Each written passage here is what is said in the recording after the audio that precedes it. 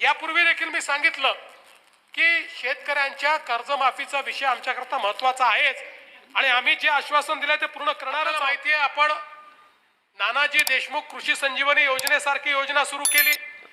या योजनेच्या माध्यमातून विदर्भातल्या शेतकऱ्यांना एका गावामध्ये गेल्यानंतर सॅच्युरेशन पद्धतीनं त्या ठिकाणी सगळ्या सोयी द्यायच्या.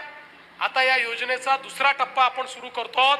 7,000 गावांमध्ये त्या ठिकाणी आपण 6,000 कोटी रुपये हे खर्च करणार आहोत आणि त्या गावामध्ये सॅच्युरेशन पद्धतीनं शेततळं असेल, ड्रिपची व्यवस्था असेल, कृषी यांत्रिकी असेल, ट्रॅक्टर असेल, BBF असेल, जे शेतकऱ्यांना लागेल त्या सगळ्या गोष्टी द्यायच्या, जेणेकरून शेतकऱ्याचा उत्पादन खर्च कमी झाला पाहिजे, शेतकऱ्याची उत्पादकता वाढली पाहिजे आणि शेतकऱ्याच्या जीवनात परिवर्तन झालं पाहिजे. अशा प्रकारचा प्रयत्न हा आपल्या सरकारच्या माध्यमातून चाललाय. एक अजून चांगला निर्णय आम्ही घेतला. खरं म्हणजे आपण हे ठरवलं की कृषीच्या क्षेत्रामध्ये सरकारच्या वतीनं गुंतवणूक केली पाहिजे.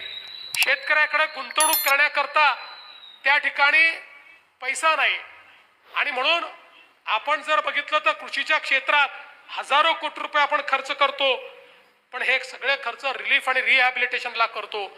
म्हणजे अतिवृष्टी झाली तर मदत कर, दुष्काळ आला तर मदत कर, नैसर्गिक आपत्ती आली तर मदत कर, बाण फुटला तर मदत कर, पण त्याच्यामुळे शेतकऱ्याचा शाश्वत फायदा होत नाही.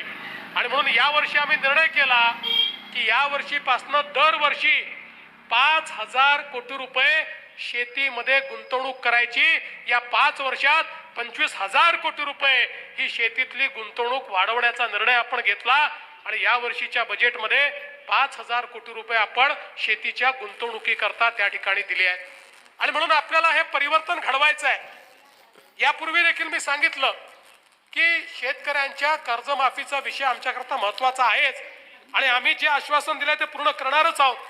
पण 5 वर्षात 2दा कर्जमाफी देऊनही आमचा शेतकरी जर कर्जात जात असेल तर आपल्याला त्याहीपेक्षा वरची उपाययोजना करावी लागेल. अन्यथा अशाच प्रकारे आमचा शेतकरी अडचणीत राहील आणि म्हणून आपण ही समिती तयार केली आहे की ज्यातनं सगळ्या उपाययोजना आपल्यापर्यंत येणार आहेत.